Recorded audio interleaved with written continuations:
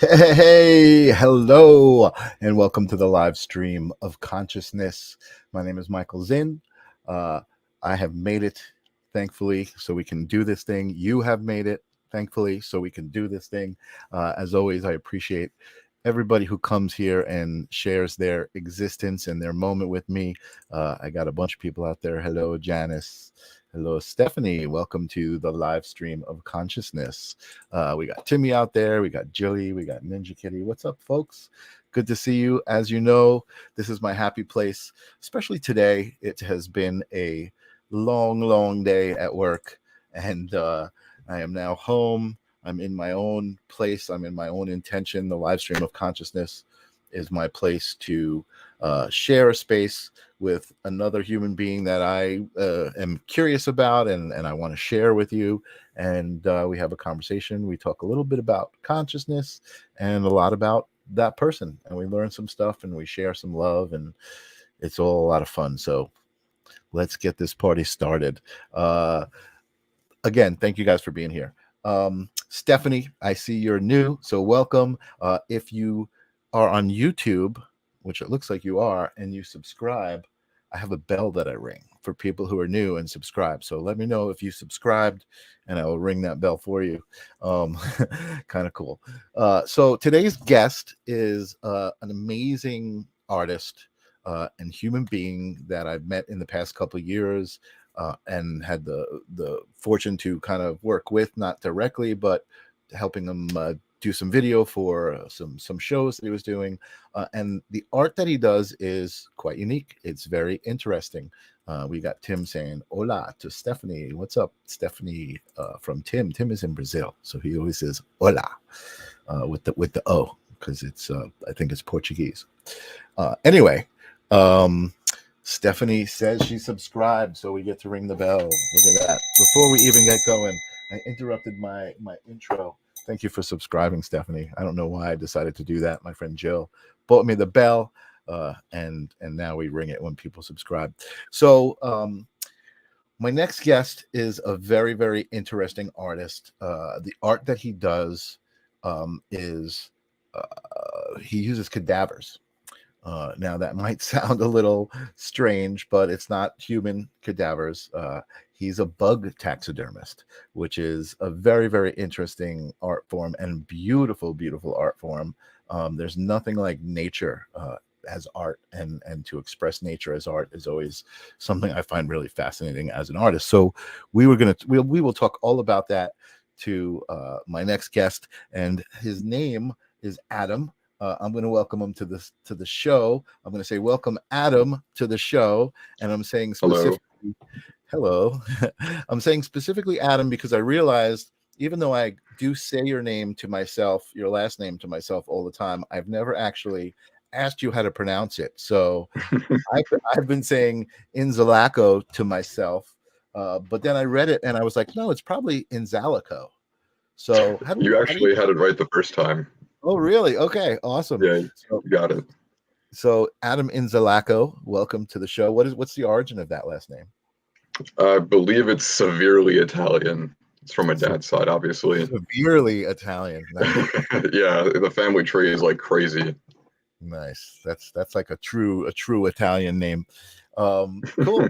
Well, welcome to the live stream of consciousness. Thank you so much for coming. I want to share so much about what you do and pictures and stories and videos that I have. But before we do that, we got to take care of the consciousness business. Sure. And that is the question that I ask all my guests, and add it to the culminative answer that's been growing since I started this. And that question is, what is consciousness? What is consciousness to you, Adam? It's a loaded question. I think it's a lot to do with what it means for you to be present. Mm-hmm. You know, and that's sort of a fleeting thing. I think that can vary a lot. Mostly depending on what is important to you, right? Because you could be sort of present in something that really engages you, but once you come across something that is not engaging to you, that sort of consciousness can sort of fleet a little bit. Wow. Yeah, interesting.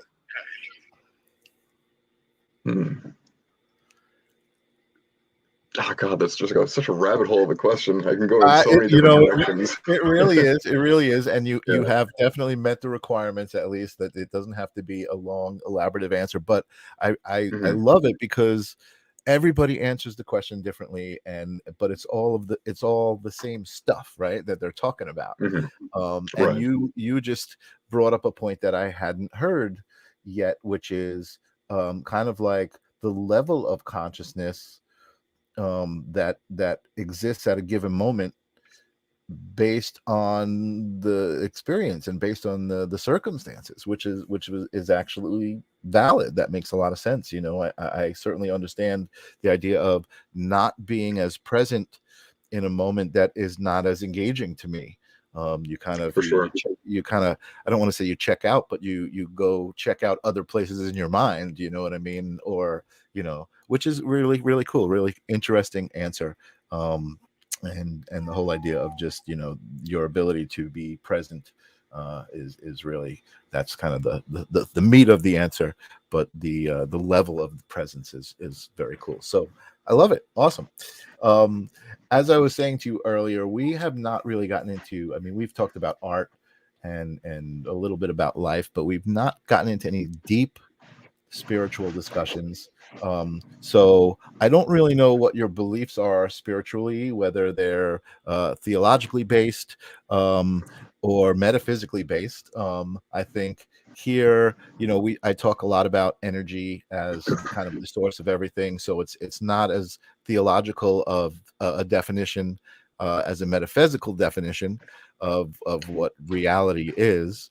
But do you have or even do you believe, because we haven't had this discussion, do you believe that reality and existence is not quite what we've been told, like there's something more to it? I'm kind of setting you up a little bit, but I am very much a firm believer that, we definitely don't have everything quite figured out. I think that anyone who thinks they have it figured out, no matter what your belief system is, like, it just seems very extreme for me for one belief system to completely shut out another because they think they have it right. And I also think that's just sort of inappropriate on a whole bunch of different levels. Because who's to say one person is correct when another person isn't? And then you can obviously get into the whole historical side of different theologies and belief systems and how they've like traveled the globe and what the sort of agenda for those, missionaries to push their belief systems on others. I mean, personally, I've always been a really big science mind. So as far as anything more on the religious side of things, I just never really subscribed to it. I think it's really interesting. I think it's really fascinating. Sure. But as far as existence and the way that reality is, I can't help but feel that there is certainly a scientific sort of explanation and logical progression based on evidence on how things have become to be. Interesting. Okay. So I'm not really sure how that sets me up for the real question that I usually ask, and I kind of prefaced it because we haven't had to talk about spirituality and what those beliefs are. But the real question I usually ask is if there's a moment that you have, a story that you can tell, or is it something maybe that you had from birth when you made the realization that everything wasn't quite what you've been taught in school, and the systems that we are raised under may not tell us the whole story. So and I'm talking about in regards to things like other dimensions and ghosts and spirits and things like that. So is there a story that you have that kind of defines when you started to realize that thing For there's more sure. to it? Growing up, I was super duper sensitive to paranormal occurrences, like to the point where it was overwhelming and I couldn't shut it out. there were a couple of places that I had lived growing up. One in particular that really stands out where, there would be things that you would see and really couldn't explain on a daily basis. Mhm. Whether it was like shadow figures or just feelings and presences that were just super, like I said, overwhelming. Um, it had gotten to the point where it was almost like nonstop. And I, one day, I just stopped. I didn't really experience it anymore. And I had spoken to a psychic about it, and she was like, well, what you probably did was you completely tuned out because you couldn't quite handle it. Mhm. And I've thought about that a lot because I still really don't experience nearly as much as I used to. Mhm. Um, the super interesting thing about that statement, though, is that my most previous birthday, my girlfriend bought me a tarot reading session at an apothecary shop in Amityville. And Cool. right away, the psychic was just like, you you have a bit of a gift. And I was like, what are you talking about? She's like, you used to see stuff a lot, didn't you? And I was like, how do you know? Um, but she tapped into it right away, and she's like, you need to get ready because you're probably going to start experiencing things again kind of soon, and you're going to have a bit of a spiritual awakening, whatever that means Mhm. for you. Right. Right. um, Right. I haven't really quite experienced it yet. I've had a little bit of tricklings of some occurrences, but I don't know if that's sort of me experiencing some sort of like wishful thinking or tricking myself into believing it. But I kind of like missed that ability to tune into it Mhm. because it was just as scary as it was also very unique. Mhm. Um, if I had the ability to tap into it and sort of control it, I think that would sort of, snap me back into that entire ideology of a question that you had just asked. Mhm. Mhm. So I'm certainly a believer in some of that stuff for sure, just from my own personal experiences. Sure. Um, but it's just so personal. I think that it's hard to categorize it past anything that a personal experience, if that makes any sense. Sure. No, no, that does make that makes sense, and I appreciate you sharing even just a little bit. Saying, letting us know that you have experienced in it and that you do believe in it. I mean, I think it's not uncommon these days. I think there's a lot of different belief systems out there, Mm-hmm. and I think um, the best belief system or one of the best belief systems is being able to accept the idea that there are other belief systems, right? And that who are you, like you said earlier, who are you to decide what is right and what is wrong and Mm-hmm. what's real and what's not. What's real for you may not be real for someone else, you know what I mean, or vice versa, or so um yeah, that's interesting answer. I appreciate it. Like I said, I appreciate you sharing it. I don't want to dig too deep into that. But that's a lot of, again, the live stream of consciousness for me started just out of the love of these conversations, of hearing the different experiences and kind of comparing them to experiences that I've had and my own belief systems, and sometimes integrating them, and sometimes saying, well, that doesn't fit with my idea system. I haven't experienced it, so it's not part of my reality. um, Mm-hmm. but, but I think, again, part of the idea of these conversations is to open people up. I think that the psychic that you saw probably, I think, um, again, in my belief system, I think that we all are able to tap into that at some level. And I think, it's our own fears maybe when we're younger and not understanding it, and it's also, I think, society, I think, is a big part of that, the big control system in play. I don't think they want us even realizing what powers might be inside, but when I say the word they in that context, I start realizing I'm going in the different direction of the show. It's not a conspiracy theory show or anything like that. For um sure. but but so before I get into you and what you do and sharing all of your wonderfulness, um, what are your thoughts about when I, you told me what you thought consciousness was. What are your thoughts about collective consciousness, the idea of a collective consciousness, that we are all somehow connected in on that level of consciousness?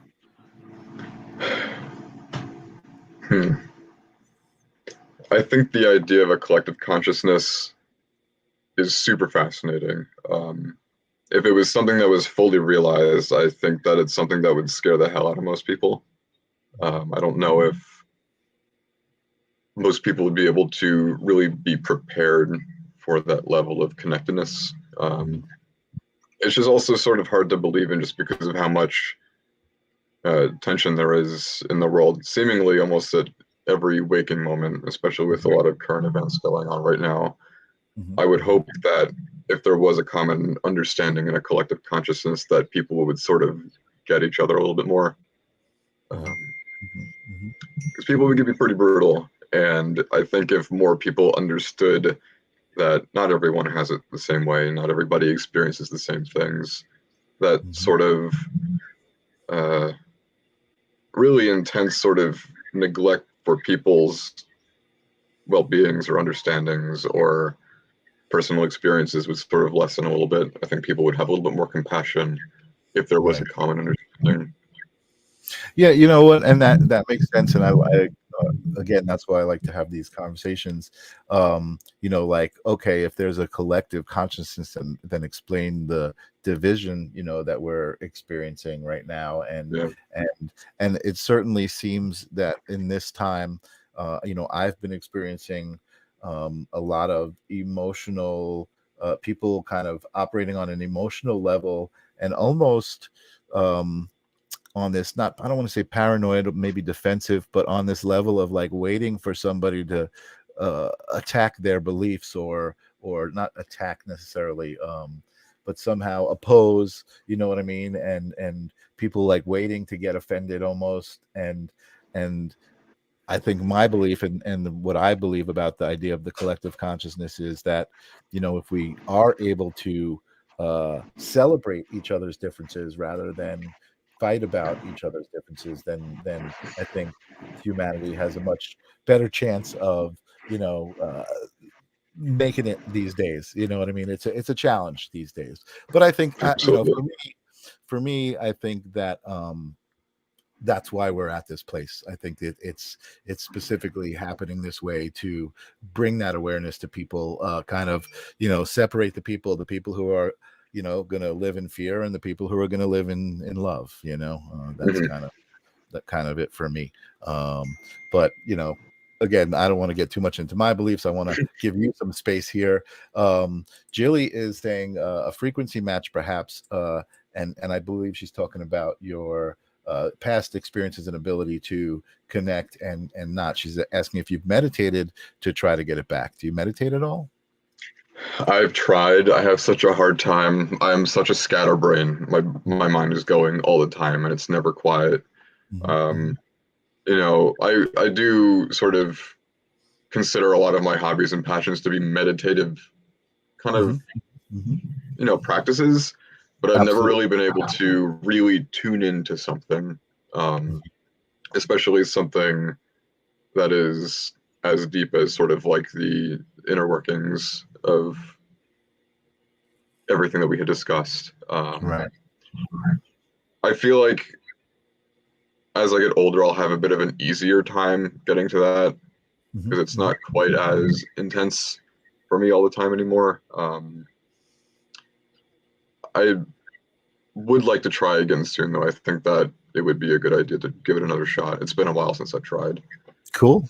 Um, and on that note, I would actually love to respond to that and kind of make a suggestion. I have meditated successfully. I hear that often, when I talk about meditation to people, oh, my brain is just going, I can't really quiet it down.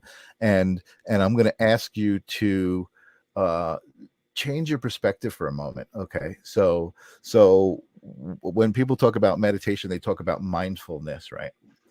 Mhm. And I think meditation, I think that immediately people think meditation is about quieting down your mind, stopping all of those thoughts and being able to sit in the silence. However, this has worked for me. And I think it is partially, or at least that's what it feels like. But there's another aspect to it, and that is the aspect of awareness. Okay. And when I say Mhm. that, what I mean is instead of quieting down all of those thoughts that are happening, it's almost the opportunity to be aware of all of those thoughts that are happening, and being like, okay, I know this thought's happening. I don't have to address it and jump into it and explore that thought right now, but I know it's there, and I know that thought's there, and I know that thought's there, and you know what, I can hear a car outside. I also know that's there, and you know what, there's a little bit of a, I smell a candle, and you know what, I hear this meditation music playing. Like, so meditation is almost being hyper aware of everything and just kind of letting it be and sitting with it Mhm. and just kind of not having to necessarily address it. So maybe that's something that you might want to try, or at least think about the next time you're going to attempt meditating. I don't know if anybody out there uh, in the audience has anything to say about that, but I think for me, when I hear people saying, I can't quiet down my mind, that would be my immediate suggestion, because when I've been in guided meditations, that's kind of been um, the guide has been like, okay, you know, smell, they put essential oils on your wrist so you can smell, you know, the lavender or the what's it called, frankincense, or some of these beautiful scents. And Mhm. it's just so you're kind of allowing all of these stimulations to hit your brain at the same time and be in that moment, like truly be in that moment, like completely. And anyway, that was my response to your meditation thing.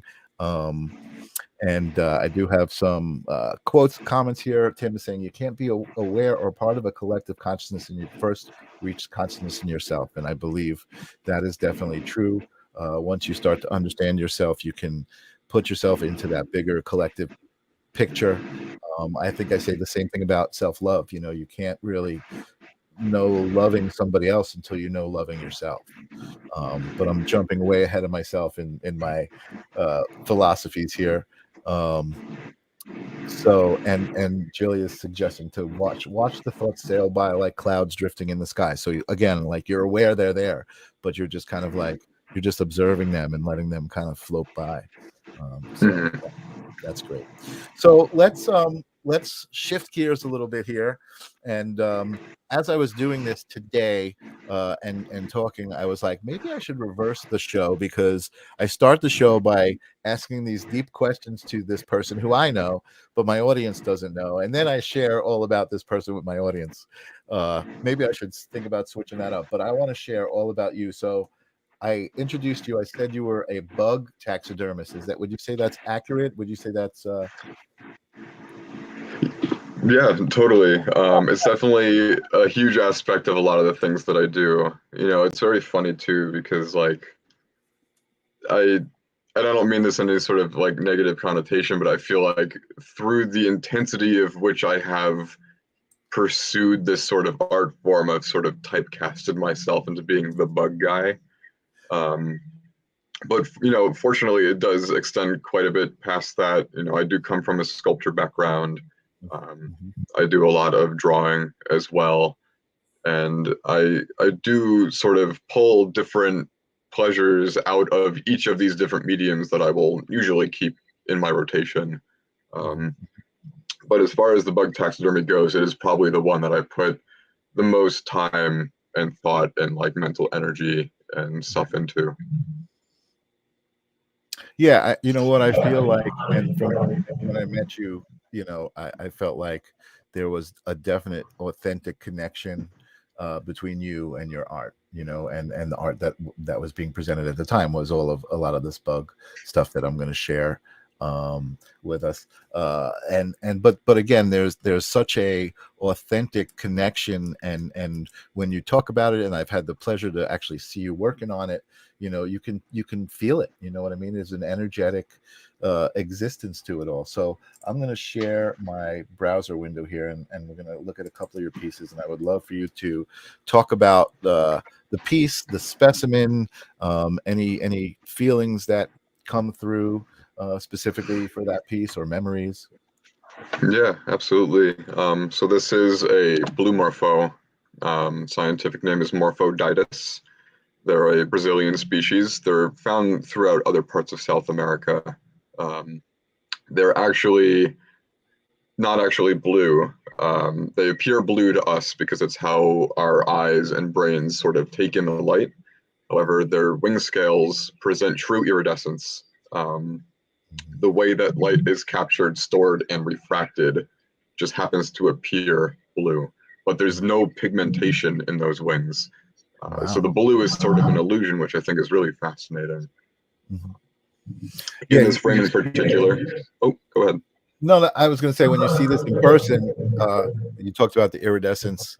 You know, when you move around the light, you can see the different colors within the blue. Exactly. Yeah. It'll shift. The hues will change. The values will sort of differ and waver. It also appears a little bit different depending on the environment, which is really interesting. I think that's a really nice idea when somebody finds a very personal connection to this sort of thing. Butterflies in particular, people really feel a huge connection to. So a frame like this, for example, I could tell you a story about when I was set up at, it was kind of like an art and culture pop-up, and somebody came by my table and she saw a blue butterfly. It wasn't quite this one, and she's like, "Oh, my family, like, you know, they're from where these butterflies are from. And I just lost a relative recently, and I would really like to get one of these in their honor. But the butterfly I had wasn't the right one that she was talking about. This is the one that she meant. But the one that I had was actually, I think, a North American species. And I was like, I will happily put one together for you, because I could see this really means a lot to you." And she burst into tears, and it was a very like emotional situation. And for my art to kind of get that out of somebody is really powerful. It's definitely nothing I would have expected when I started this hobby. I think about it a lot when I revisit the species, and I work a lot of them. They're pretty popular, so you know, as I work one, it's a mainstay sort of in my portfolio, and that exact story just kind of like replays in my head every single time that I work one of these.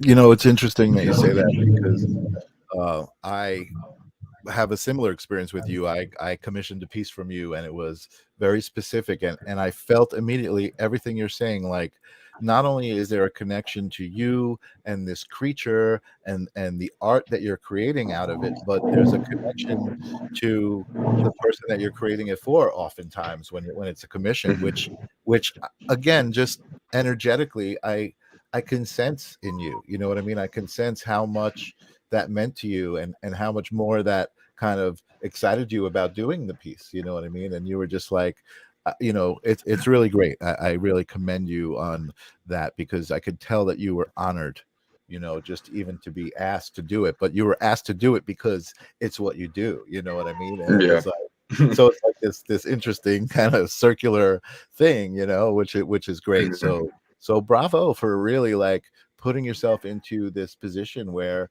you know, people are going to approach you with their vulnerability, and allow you to kind of connect with them as a collective consciousness, right? You're going to connect to that person on that Full circle level. right there. Yeah, on that level, you know, totally.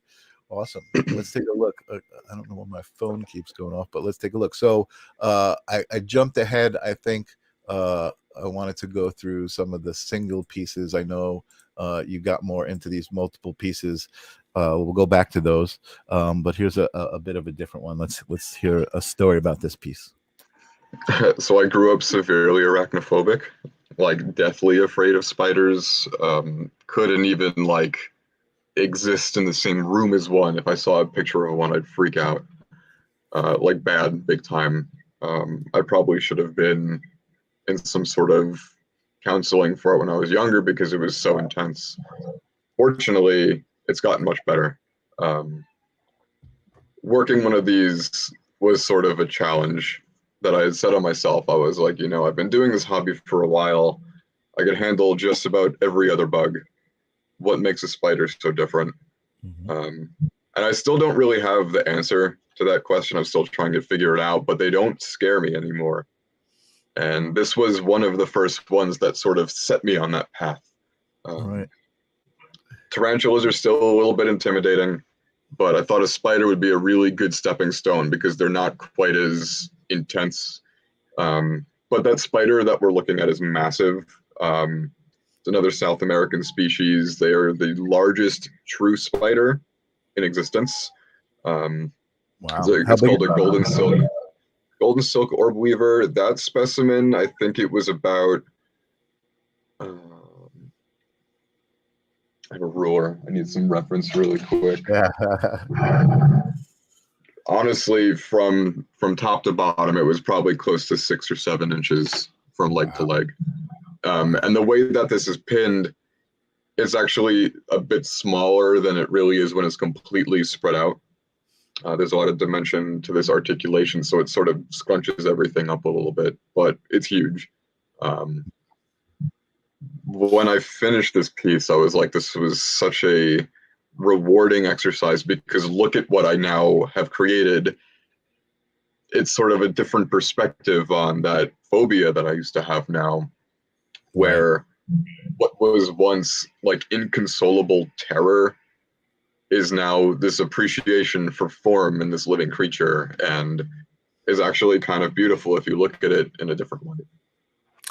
It truly is beautiful in its symmetry, and there's so many aspects to it artistically, but it also I still feel like it does have that kind of, I don't know what the right word is. It's a powerful image. I don't want to say menacing, but it's certainly, again, I'm not They're really intense. Sure. They're really intense. It's a really powerful image. I mean, it really is. It's amazing. Tim, who is in Brazil, said he saw one of those butterflies in Sao Paulo a few days ago when he was taking his son Taryn for a walk. That's pretty cool. I can't even imagine if I just saw those out like regularly outside, I'd be thrilled. I can't imagine that either. Amazing. So this is beautiful. Again, a beautiful piece. Is this piece still available, or is this gone? This was a commission. I do revisit certain compositions if something like this is really like if it stands out to me enough and it's something that I feel strongly enough about, I'll sort of like add this formula to my lineup. So if I'm like preparing for a show, or if I have one of these specimens on hand, I'll put a little bit of a spin on it so it still is a bit fresh. But this is something that I'll probably get to again at some point. Awesome.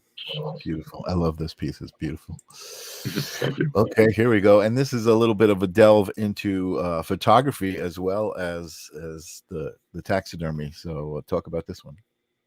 Yeah, this was one of my first jumps into a multi-specimen display. After doing this for so many years, I had kind of grown, not quite bored, but the challenge was gone when it came to making a single specimen piece. And I really like to learn new things. That's basically how all of this pinning stuff started. I was curious. I wanted to try my hand at it. And it sort of just snowballed into what it is. And after doing things over and over again, this sort of muscle memory kicks in, and there's no more thinking that really goes into it. So it was like, okay, I think I need to challenge myself a little bit and keep things a little bit fresh. Why don't we do more than one piece in a frame? And originally, this piece was super different. I think it was about 6 or 7 of these beetles of all different colors on one canvas, essentially. And it was just super busy. And I had put it together. I posted it on social media, and I was like, feedback, please, because I don't really know what I think of this. And it was the first time I got like negative feedback. Oh, wow. But like, I'm totally okay with constructive criticism. So I was like actually pretty thrilled to get resistance. There's always a little bit of like a pang of anxiety when you get your first negative critique, because you're like, oh no, this thing that I was sort of like validated in for so long has just been changed. It's challenged. But when that challenge is intentional, when you're putting yourself up to the, the plate and you're kind of giving yourself that fight, it would be an injustice to yourself to not take the criticism, because then what's going to happen? You're just going to do the same thing over and over again. Wow. That'll lead into something that I want to touch to at some point, but I'll keep talking about this piece. So after I put this together, I had to completely disassemble it, because I agreed that in the end, it just was not a successful composition with all these 7 beetles on one piece. And I was like, I need to stop overthinking it. I'm going too deep into what I think this should be. And this actually set me on a path where I wanted the specimens to inform the piece more so than me making the decisions. As an artist, your art is a decision, and you're always choosing how to put your piece together. But when you let the aspects of your work inform the process, it comes together so much more organically. I think it comes through much more genuine, and I always think it comes through a lot more successfully and a lot more strong. And that's where this piece came through. I remember the 2 people who gave me the criticism were my employer, she is a designer, and then my girlfriend, who doesn't hold any punches. She'll just tell you like it is. And I respect that so much. I think that is incredibly important to have people like that around, because that's how growth happens, and if you don't have, if you're surrounded by a bunch of like yes people, you're going to get so caught up in your own trip, and then it's just kind of icky, for lack of a better term. It's kind of gross. And this piece is totally representative of that. So instead of looking at numbers and forcing things to fit, I started looking at colors. I started looking at shapes. I started looking at which pieces speak to each other and what just works. And this is what came through. So as you can see, there's 3, these are called frog-leg beetles. They have these really beautiful metallic exoskeletons, and their colors are super duper vast and varied. No 2 are alike. They will be similar, but they'll always be unique, and there will always be differences present. And in this particular frame, from top to bottom, it goes the greenest with a little bit of blue, one that is a mix of green and blue, and then one that is just like completely blue. So it is sort of representative of this nice gradation of color. And then I have this sort of like warm copper embellishment to help accent those colors. So it's a little bit of color theory coming into play. And then, like you had mentioned, the photography aspect. I don't know if I consider myself a photographer. I like taking pictures, but I think that photography is it's a beautiful art form that is way more involved than more people think. I can't really take much more credit than using my cell phone to get a good angle and playing with depth of field in this. But I appreciate that for sure. Well, I think those are important factors in composing an image. You know what I mean? This isn't just a shot of I got to just document the piece. You know what I mean? This is an artistic interpretation of the piece itself. Which, again, it doesn't matter that it was an iPhone. I mean, it's the angle that you picked. It's the idea of the depth of field, for sure. All of that stuff. So Ajili's got a good question. I want to remember my question about the bugs and the metallic specifically, but her question is, where do you get the specimens? I would love for you to talk a little bit about that, because that's a great question. Yeah. So specimen procurement is always one of the most puzzling things to people. A lot of the specimens I work with are tropical. They're from outside of the US typically. The way this works, and this is going to sound not ideal, but I'll explain why it's considered ethical as a process for procuring these. A lot of these specimens are farmed.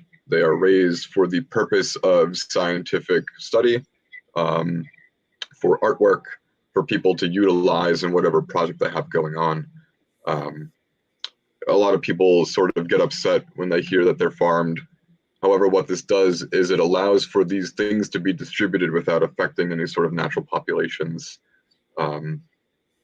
So it doesn't really affect any sort of ecological harmony. Fortunately, if that were the case, I'm sure a lot of the populations would be completely devastated at this point. And that idea is scary, when it comes to just like thinking of the planet, or even, from a more selfish standpoint, the hobby that I do.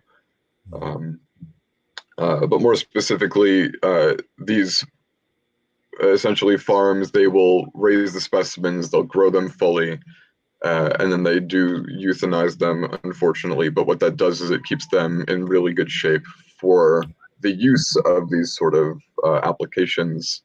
And then they'll distribute them however they seem necessary, whether you're buying directly from them or from a third-party website that buys them and you get from them. I typically get a lot of my stuff in bulk, so I'll get directly from the source. It's not a super romantic answer, but I will say that there are times where I come across something that has died naturally around here. And those frames always hit a little bit different because it feels, the goal with all of these is to sort of honor the creatures that I work with and to really pay homage to their beauty and their role in the ecosystems on the planet and stuff. And but when I get to work with something that's so close to home, it's a little bit more personal because, this thing did go through a full life, and otherwise it would just completely disintegrate. It would return to the earth. It would, it would be recycled, by natural means.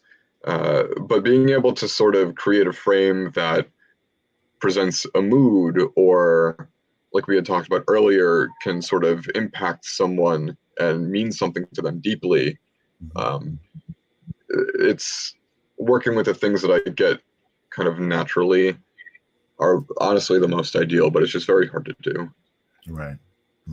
And it seems like, I think we had a discussion about this, but the farm process, these things live a good, healthy life, right? They get treated well, they eat well, Yeah. they get fed and all of that stuff. So my question, looking at this piece in particular, is I'm imagining that you learn a lot of stuff with each different piece and specimen that you work with, because for me, I would almost look at this and think, wow, these were treated somehow to look metallic. I wouldn't think off the bat that they were natural until I got to know you and I got to know your work and this kind of work in general. That's really that's the beauty of this work. It's here to show like the wonders of the world that are beautifully artistic already. But tell me what you learned about this. I'm imagining you learned about like what's the reason that this bug has this appearance and this kind of exoskeleton? Is there anything specific about it? Like, so in most cases, really bright colors mean stay away. You'll see that a lot, obviously, in like snakes. You'll see that a lot in different reptiles, but invertebrates are certainly no exception to that rule. A lot of the times, these bright pigmentations sort of indicate that there is a toxin that exists in them, that if they are eaten, the thing that preys upon them will get sick. A lot of these animals don't have super good defense mechanisms, so those bright warning colors are typically the only thing they have to keep them from becoming a meal, for example. Most notably, it's not obviously one of these, but a monarch butterfly. A lot of people know what a monarch is. They're poisonous. If anything eats them, they will get sick. And, but we see it and we're like, oh, wow, pretty super bright colors. It's gorgeous. But in nature, that means like stay away. right. When it comes to these metallic colorations, a lot of the times, believe it or not, it's camouflage.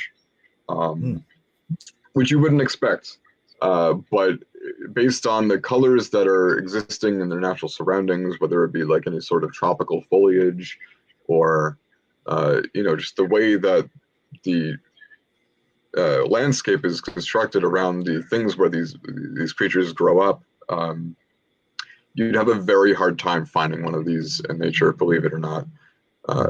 You could even just experience this in your backyard. Take a minute to go outside and look to see what you can find. And at first glance, you're going to be like, there's nothing here. But you really sort of like dial in and you're like, oh, well, there's way more here than I expected. That's crazy. But this metallic coloration is super duper interesting. When it comes to learning about it, the science behind it, there's actually very, very fine cone-shaped parts to their anatomy, and they are fractals. These really super intricate, like microscopic constructions in their exoskeleton just happens to throw light in a very strange manner. And it presents itself with these really, really fascinating bright colors. You'll experience this on like beetles, dragonflies, for example. I think some of them can have some iridescent coloration. But it's, even someone like me who's been doing it for so long, like I'll work a specimen like this and I'm still just like completely awestruck that like this is a thing that exists in nature. This happens normally. Yeah. It's beautiful. Yeah, totally fascinating.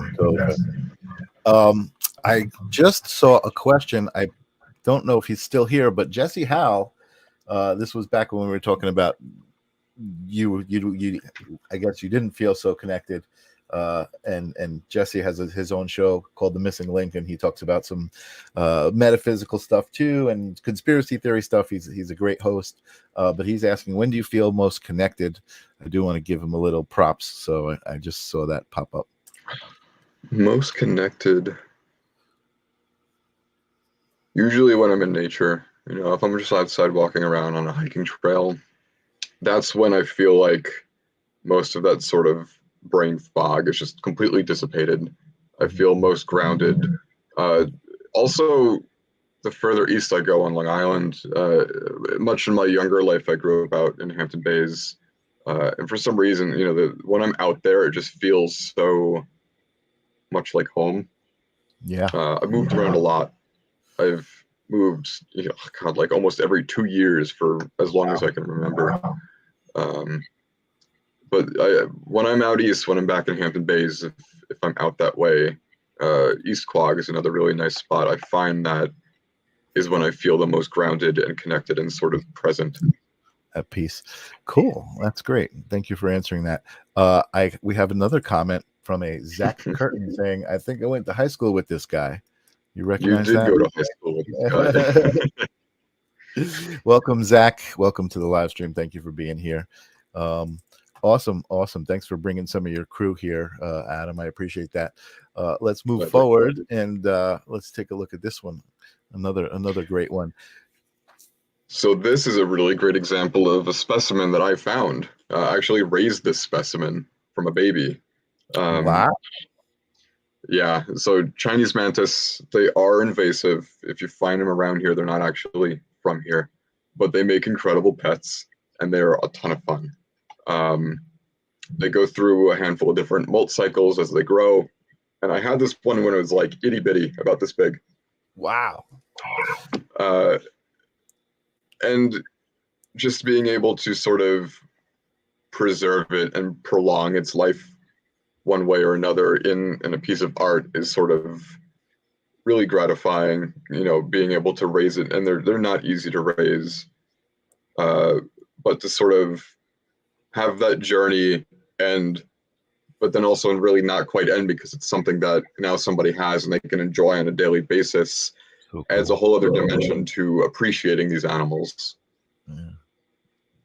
That's so cool. And how long did you spend with this guy? About a year. They have very, very short lifespans. In nature, they'll be around for about 12 months. In captivity, about 18 if you're lucky. This one was a male, super good eater. I remember it really, really specifically. But yeah, I had it was super fun. I've been keeping mantises for such a long time. This was one of the last ones that I had kept. But being able to preserve it and frame it is it's so hard to find the right word to convey the feeling. It just feels like there's a little bit of purpose to what I do when there's an ability to sort of create something really beautiful out of this creature that I've Yeah. raised. Even it's going to show up on camera so well. I had my first experience raising a beetle recently. Oh wow, you raised that guy. So this I had received when it was a larva. Beetles go through a full metamorphosis. They start off as eggs, they go into a larval state. After a larva, they pupate, and then they become a beetle. This species in particular was just recently deregulated in the US, meaning that it's legal to trade should it have been bred in the US, which this one was. And I had gotten 2 larvae. One didn't make it. This one did, though. It's still pinned because I haven't framed it yet. I plan on doing a whole film kind of project around it and a narration of the sort of framing process where I can delve into this whole thing a little bit more. But it's just another example of me having been able to experience this creature when it was alive. Because most of the times I'm getting these specimens dried, it feels a little bit more connected, to return to that word, when I'm working with something that I got to see live and thrive, and I fed it, interacted with it. And that mantis piece definitely fits into that category as well. That's so cool. So here's an odd question: do you name these guys? Does that guy have a name? I would. I'm so bad at naming things. I'm terrible at naming things, and it's not like that whole like, well, if I name it, I'll get attached. It's a bug. I won't hold it. It's a bug. Does that pronoun? Like how did you refer to the bug? Like, is that pronouns or like? The mantis, the beetle. Gotcha. I mean, the beetle. The beetle had I'll give them nicknames, but I wouldn't really take it super seriously. In nature, those beetles can get up to a quarter pound, so I was just like I would refer to it as cheeseburger because quarter pound. But the mantis was just it's a mantis. Right. That's cool. So I want to just there's so many more I want to share. I still want to go through a couple of these. We still have some time, but before I forget, I do want to share some of these videos because I think they're beautiful. This is not one that I made. I'm going to show one I didn't make and one I made when I was working with you. But this is the latest video that I've seen from you. You probably have more on your social media, but we haven't even really talked about your collaboration with Naipo and Popo, our mutual friend. So I guess we could kind of I'll give a brief intro to that. We have a mutual friend, Sang Po, who is a tattoo artist here on Long Island, internationally known, originally from China. Such an amazing person. I worked with him at World Famous Tattoo Inc. and we developed a friendship, and so we still work together. And that's where I met Adam at his shop in Bayshore, the World Famous Tattoo Art Gallery. But Popo has inspired Adam, or was inspired by Adam. I guess they inspired each other to work together and collaborate. And so I'm not sure. I'm imagining the collaboration really on the second one here, the steam bug, which we're about to look at, was more conceptual. Like he came up, you did the actual physical work, right? And he came up with the concept of it. Something that it's very interesting. I hadn't seen you do it with a bug before, and really was an amazing piece. Did you want to say something before I show the video? Yeah, I can explain afterward. This way people know what we're talking about. Okay, so enjoy this piece. It's about a minute long, and here we go. This is called Steam Bug.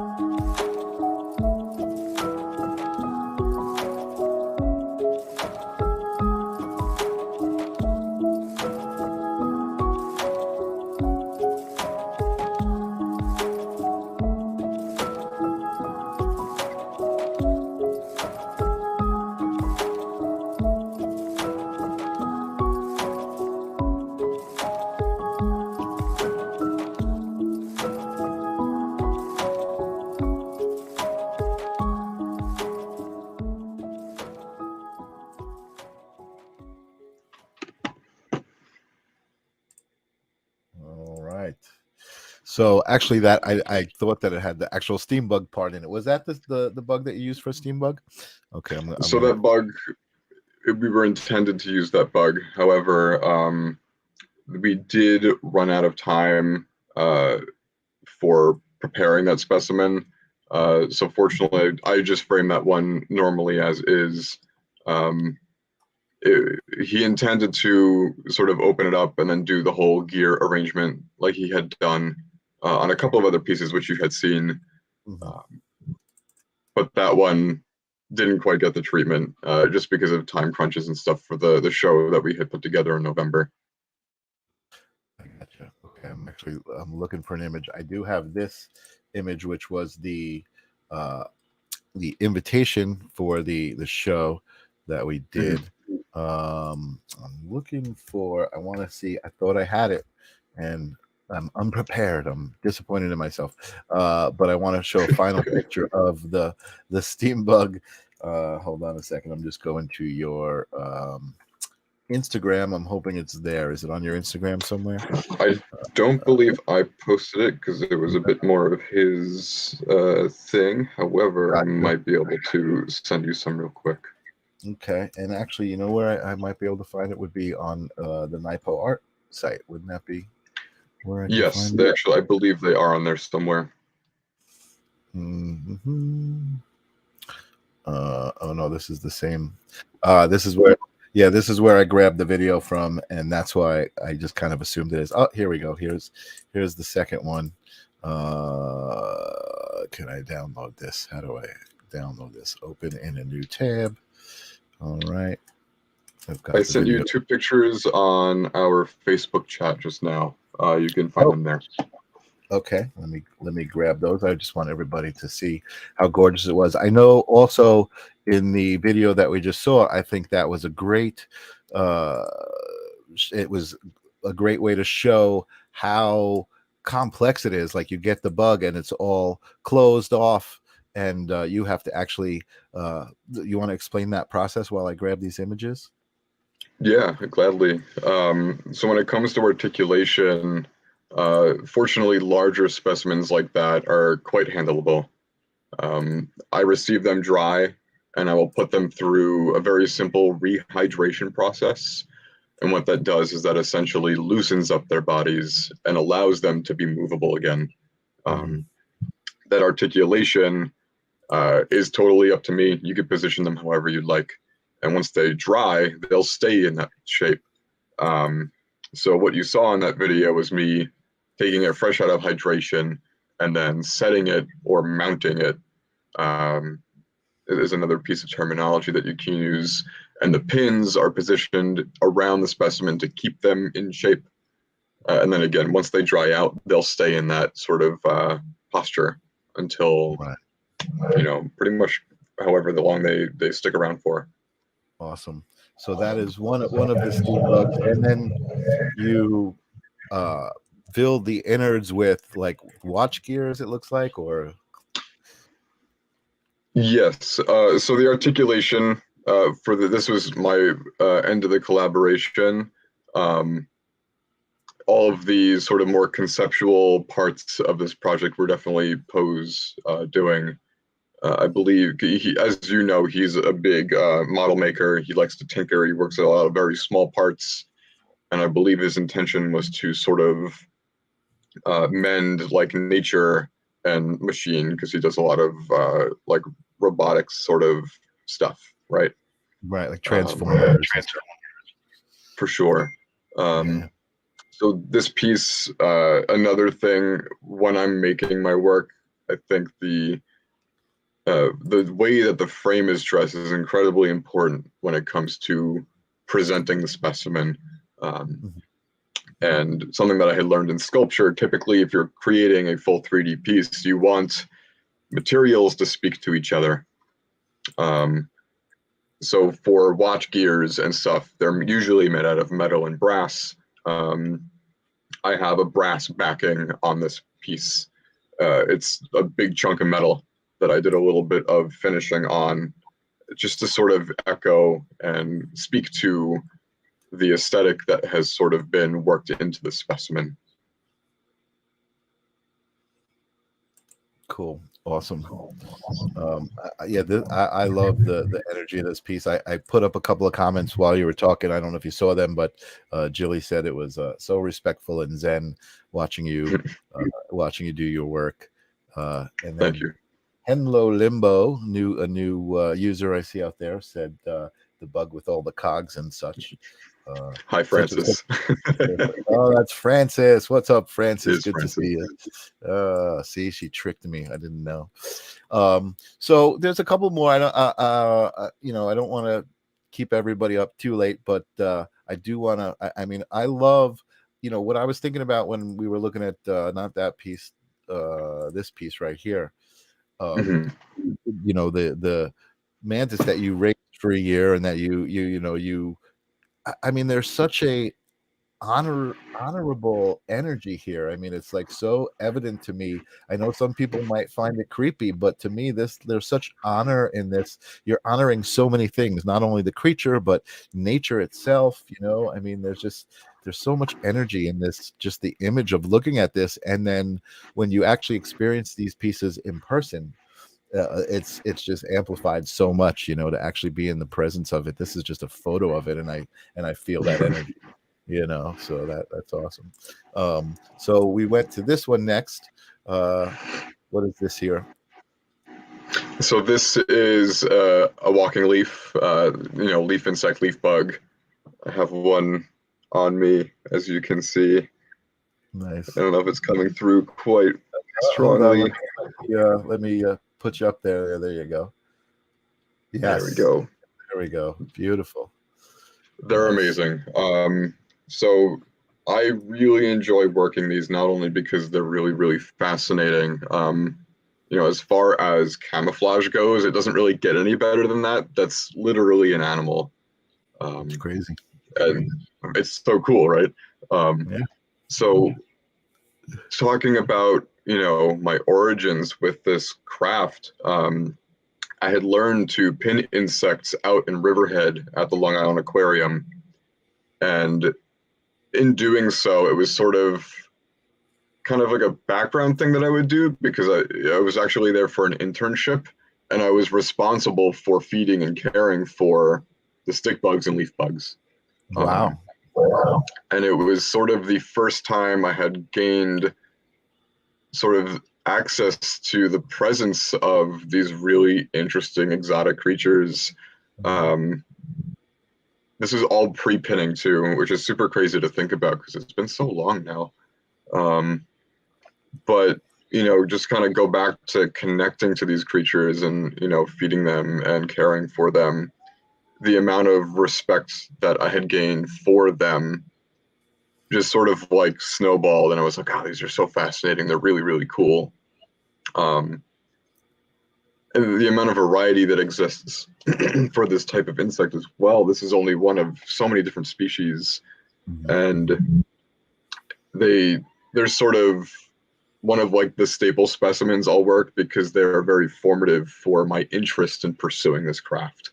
Had it not been for one of these, who knows if my interest in bugs really would have developed the way that it did, which would lead me to where I'm doing what I'm doing now. Right. So, working these is always a pleasure as well. I think I have like 3 or 4 of these on display over at the tattoo shop right now. They're really cool.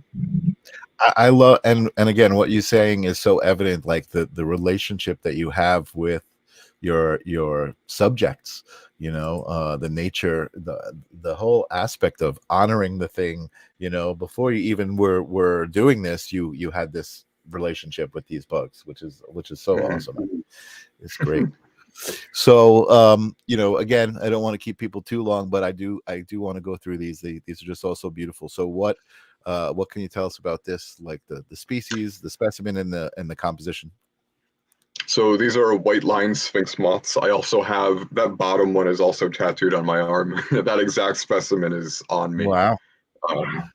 Everything that's on my arm are all specimens that I worked, and I use their photos as reference material.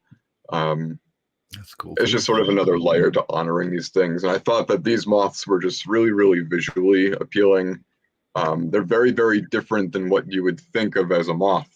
A lot of people are like, oh, moths are like butterflies, but they just usually keep their wings closed. And it's a little bit more in depth than that. But this is a type of moth, a sphinx moth or a hawk moth.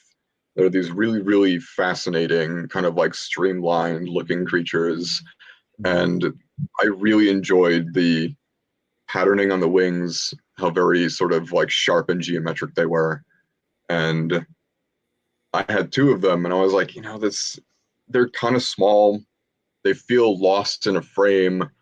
I need to fill the space better. And then I sort of just played with a bunch of different placements and compositions, and then this came through.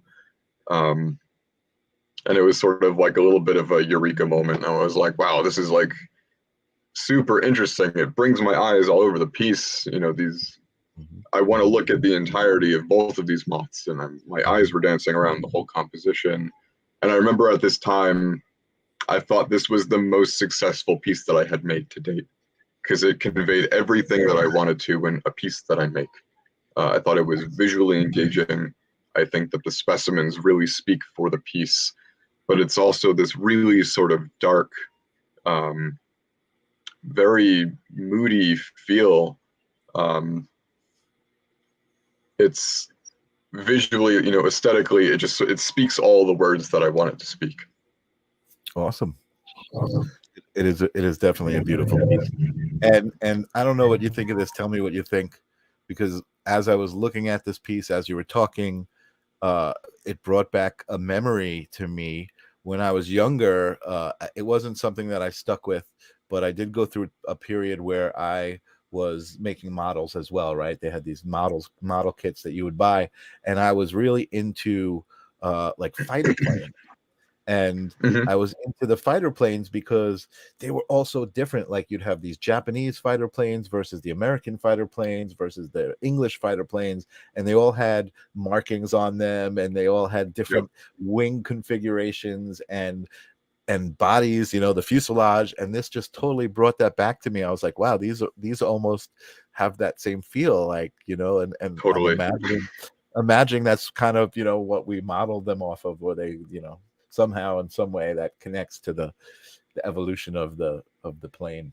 But it's so funny that you say that too, because when I had made this piece, I remember my friend, he's like, wow, they look like little stealth bombers, and he was like so entranced and interested in this, that I was just like, I need to make him one now. So I made him a small single specimen piece, and he was like, oh my god. Nice. But yeah, just like he hit the same conclusion that you did, which is really interesting. Like it's like a little dogfight scene or something. Yeah, very cool. And this was one that was on the invitation. This is also another beautiful piece, because again, here you've gone from just kind of like honoring the creature to now really honoring art in a bigger way, right? You're like honoring art theory and color theory and composition theory and everything. Beautiful. That's totally hitting the nail on the head. This one was sort of the spiritual successor to the 3 beetle piece we had seen earlier tonight. And like you had said, this is me really trying to put my artistic abilities back into the work. Working with shadow boxes is sort of a way for me to satiate my desire to work in sculpture. However, sculpture resources are, very cumbersome and expensive, and I just don't have that ability. So working these pieces totally fits the bill. It scratches the itch. And, I was like, how can I sort of challenge myself artistically now? So sort of similarly how I had looked at the beetles, I was like, well, how can I look at shape? How can I look at form? How can things sort of speak to each other? And what can I do that will begin to set the work apart from others and really speak my vision? And I had gotten these 3 butterflies. I intended to keep them separate. I was going to make 3 separate frames with them. And at the time, I had very limited space, and I would store everything staggered on a piece of foam on a pin.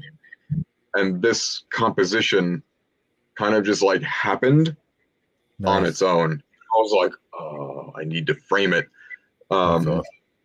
But there's just so much. You have your different colors, you have your continuation of that strong line, though. And then you also have the negative space in between each butterfly that is also part of the piece. Yeah, I miss this piece. Every once in a while, I make one. I'm just like, I don't want to get rid of it, but you know. It's a beautiful piece. I'm sure whoever has it is super proud of it. And this is this that famous moth from what's it called? Oh my goodness, the name is escaping me. That movie with the killer. Oh my God, You got it. Hannibal Lecter, right? Silence of the Silence of the Lambs. Lambs. Yeah, There you go. There you go. I've never Nice. seen that movie. Never Oh seen no. it. Nice. No. But I love the moth. I think the moth is really beautiful. Totally awesome. Totally awesome. All right, let's go. I'm going to run through a couple of these a little Sure. bit quicker. What kind of the coloring? I mean, just look at the markings on this thing. It's like, oh my God, if you Crazy. can't see the art in nature, like, I mean, you're blind. This is phenomenal. It's so beautiful.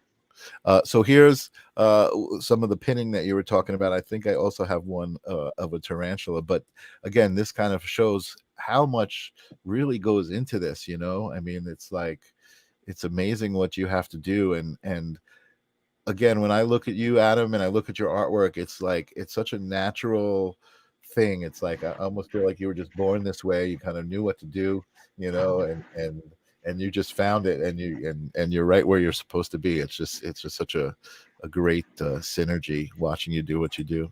This Thank you is so another much. more recent piece. Again, you started working with more specimens and composition, and you wanted to kind of achieve something different here. Was there anything specific that you were trying to achieve? By the way, when you were talking about another piece and what you were trying to achieve, I was going to say congratulations, because you blew that goal out of the water. I'm imagining the same thing here. Whatever it was you were trying to achieve is obviously a success. Thank you so much.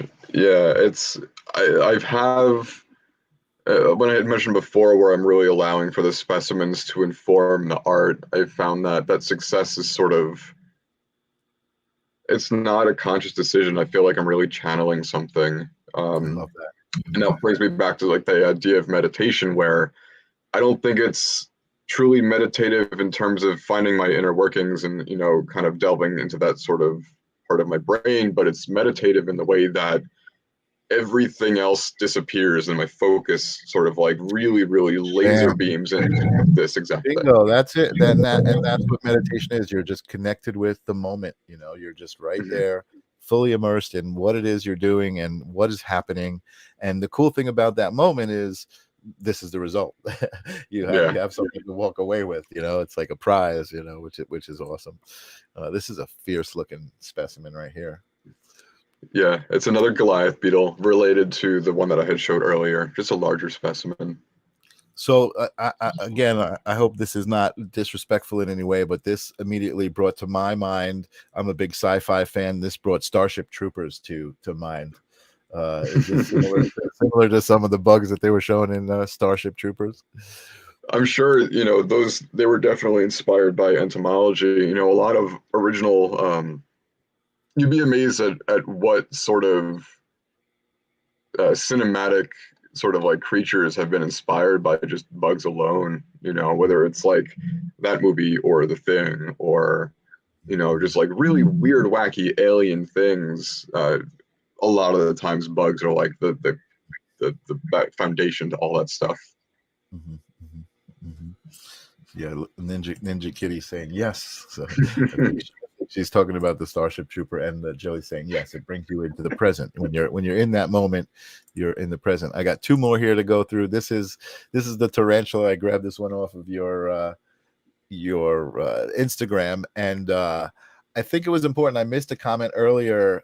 Jilly had said something about here. She said, "Interesting how our greatest fears lead us to our pathway." And I just thought that was kind of significant with this image here, and you talking about your arachnophobia. So that's cool, and you look so calm and not scared one bit. Oh no. So I look really calm because this was a time lapse. When you work a tarantula, a lot of times their bodies, they want to curl.